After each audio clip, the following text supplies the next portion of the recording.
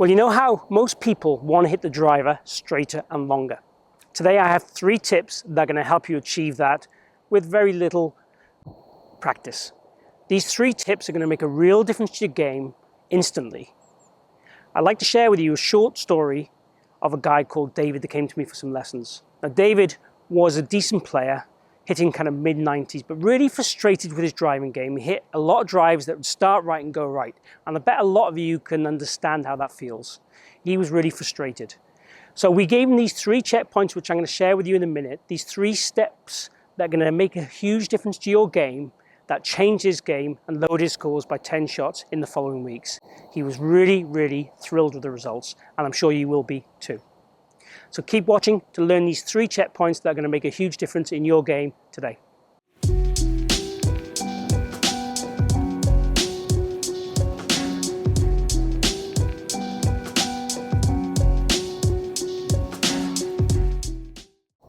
Okay, so we're looking at these 3 great essential checkpoints to make you hit better drives. I'd say instantly, if you do it correctly, it will be instant results also. So to help the visual aspects of this, I'm going to use a tennis ball. And as you see here, the tennis ball's just got an arrow on it and it's cut away like a big smiley face. What we're going to do with the tennis ball is stick it on the shaft of your driver, just like so. And the arrow now is pointing to target. What we want to do is feel that we get this arrow pointing in certain places in the golf swing. Now, we're not going to hit golf shots with this on unless we sellotape it on, because it'll fly off. But by all means, you can do that if you want to on an old club, or even a stick you'd have that you'd use in the garden or on your patio, or whatever you have to use. So what we're looking at is 3 checkpoints. So in the backswing, in the takeaway, the idea would be if we got the takeaway right, this arrow would point towards the ground.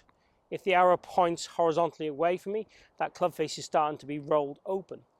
And also then the tendency is for the club to start to get behind me. And you'll see here now it's pointing more up to the air, like so. So we want this arrow to point towards the ground, the trail arm to be on top of the lead arm, and the hands to be in line with the tennis ball, or the tennis ball to be slightly in front of the hands. Those are the ideal positions. So if it was in line, that'd be okay. For most golfers, feeling that the tennis ball is this side, so my basically golf ball side, my target line side of my hands would be a preference, because we say far too many golfers roll the club inside, and that starts to get them what we would class as off plane and have to have compensations and recoveries in the transition and downswing, which causes lots and lots of issues. So that would be checkpoint number 1. Checkpoint number 2 would be the delivery position. So again, work to the top of the backswing, work it down as if we're going to hit the ball, so into our approach position here, our last parallel. And again, what we're looking for here really is the arrow to be pointing slightly towards the ground. Again, level or up in the air, you'll see here how the club face opens up. We also want the tennis ball to be behind the hands again. So the right wrist is into extension. Again, if we start to get the right wrist more neutral, the tennis ball comes out in front of the hands. So the more we can get the feeling of the tennis ball situated behind the lead hand, if we drew a line away, and the tennis ball or the arrow on the tennis ball pointing down to the ground, that would be ideal. So the idea would be you would practice swinging, getting to the top, bringing it down, see the tennis ball towards the ground, and see it behind your lead hand. That would be super if you could do that. Then what we'd want to do is piece those together. So tennis ball to the ground, tennis ball to the ground. And as we go through the swing, the tennis ball arrow now should point in a direction that is slightly down to the ground. Again, level, the club face would be more open. To the sky, very open. And to the ground, a little bit too close. So it's a slight angle to the ground would give us the club face we want. Now, obviously with this, you could feed what you need. If you were a slicer, get that tennis ball arrow to the ground as much as you can. If you were a hooker, get that tennis ball to the sky as much as you can. It will change the nature of the club face as it approaches and travels through the impact and goes into the post-impact position. So very much depending on the ball flight you're looking for and what you're trying to change, you can try and manipulate this tennis ball arrow to suit your needs. So if I was going to try and play a fade shot, I'd be trying to get it pointing more towards the sky. If I was going to try and play a draw shot, more towards the ground. A straight shot, ever slightly angled towards the ground.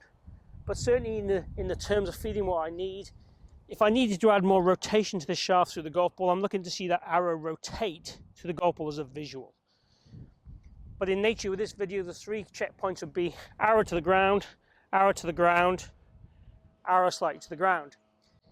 Ball outside the hands, ball inside the hands. So we very much change the shift of action.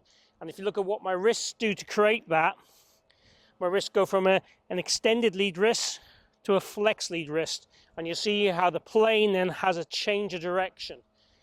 And what I'm showing you here and demonstrating is an exaggerated version of what would happen in the real swing. But all good players, 99% of good players, would have a hand path that would shallow and do this in the golf swing and have that kind of ever so slight loop. Now, a small tight loop is what I'm after, not a huge loop, but that's what they would show us. So, as I said, unless I sellotape this ball on the shaft, I cannot hit balls with it because it will fly. But I'd want you to make quite a number of practice swings, quite a number of reps doing that to get the feels and then go ahead and hit the ball with the same sensations. Ideally, what I wanted to do, I'd wanted to give you a sense of feeling, owning your own feels of what you do to create those positions and then go ahead and produce it on the shot. So me, it feels like there's a bit of a lag in the takeaway. The hands move and the club shaft and head lag, and it feels quite closed. And on the way down, it feels like it's way behind me and it feels quite closed.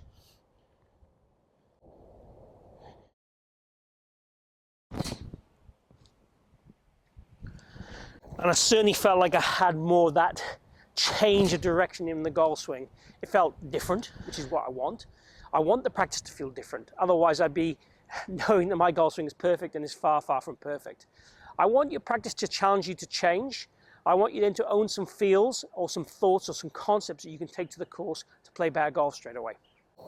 So I hope you've enjoyed that video on driving and how to hit the driver longer and straighter more consistently, and also to give you that instant feedback and instant results that are going to make you lower your scores straight away. If you have enjoyed the video, please let me know down below by posting some comments, questions or feedback. I'd love to hear your feedback. Also, if you have enjoyed the video, please like and share the video. I'd also like to invite you to join my community on here and join my channel and let me help you improve your golf and lower your scores and make you smile more when you play your golf in the future. So thanks for checking in today. See you again here at the Forest of Arden real soon.